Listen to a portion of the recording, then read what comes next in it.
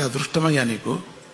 దేవతల్లో కలిసిపోతారయ్యా మీ ఇల్లు, మీ వంశం 7 తరాలు కలిసిపోతుంది ఒక్కడు భగవద్గీత చెప్తే.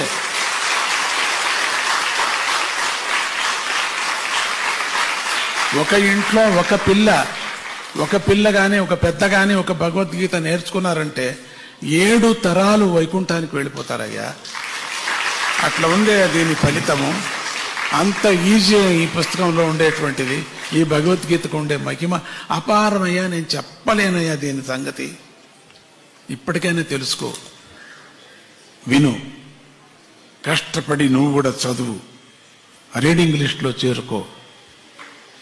తప్పో రైటో చదువు, వచ్చేస్తుంది, వస్తుందయ్యా. పరమాత్ముడు చెప్పిన వాక్యమయ్యా. మనుషులు చెప్పింటే రాదు, పరమాత్ముడే చెప్పింది కాబట్టి వచ్చేస్తుంది. చాలా మందికి వచ్చింది. అట్లా ఆ చీపురు తీసే వాళ్ళకంతా వచ్చేసింది. ఎట్లా వచ్చింది వాళ్ళకు? విద్యావంతులు స్కూల్కే వెళ్ళాలా వాళ్ళు? శ్రద్ధ. నేను నేర్చుకోవాలా, నేను స్వామీజీ దగ్గర వెళ్ళాలా, స్వామీజీతో నేను మెడలు వేయించుకోవాలి నా మెడకు అనే ఒక హఠంగా నేర్చుకున్నారు పిల్లలు. 6 మాటలు 7 మాటలు 8 మాటలు కూడా అటెండ్ అయ్యారు పిల్లలు. గోల్డ్ మెడల్ కావాలి. నేను చెప్పాను, ప్రథమ సర్టిఫికేట్ వచ్చింది కదా, ఫస్ట్ క్లాస్ వచ్చింది కదా, చాలు అంటే లేదు, నేను తీసుకోవాలా.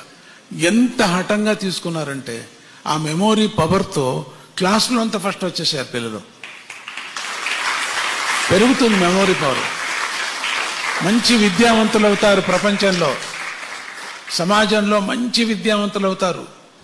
ఇక్కడ కూర్చున్నటువంటి పిల్లలు ఎవరెవరు ఐఏఎస్ అవుతారో, ఎవరెవరు ఐపీ అవుతారో, ఎవరెవరు పెద్ద పెద్ద కలెక్టర్స్ అవుతారో, ఇక్కడ పెద్ద పెద్ద టీచర్స్ అవుతారో, ఎవరెవరు ఇక్కడ కూర్చున్న ప్రొఫెసర్స్ అవుతారో, పెద్ద పెద్ద వ్యాపారస్తులు అవుతారో, పెద్ద పెద్ద రైటర్స్ అవుతారో తెలియదు.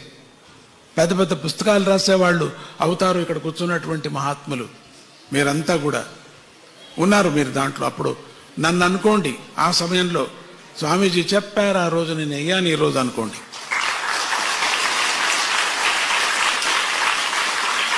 ఎంతమంది డెంటిస్ట్స్ అవుతారో, ఎంతమంది వెటర్నరీ డాక్టర్స్ అవుతారో, ఇక్కడ కూర్చుని ఎంతమంది ఎంబీబీఎస్ డాక్టర్స్ అవుతారో, ఎంతమంది పిహెచ్డి అవుతారో, ఇక్కడ కూర్చున్నటువంటి విద్యావంతులు మీరంతా కూడా.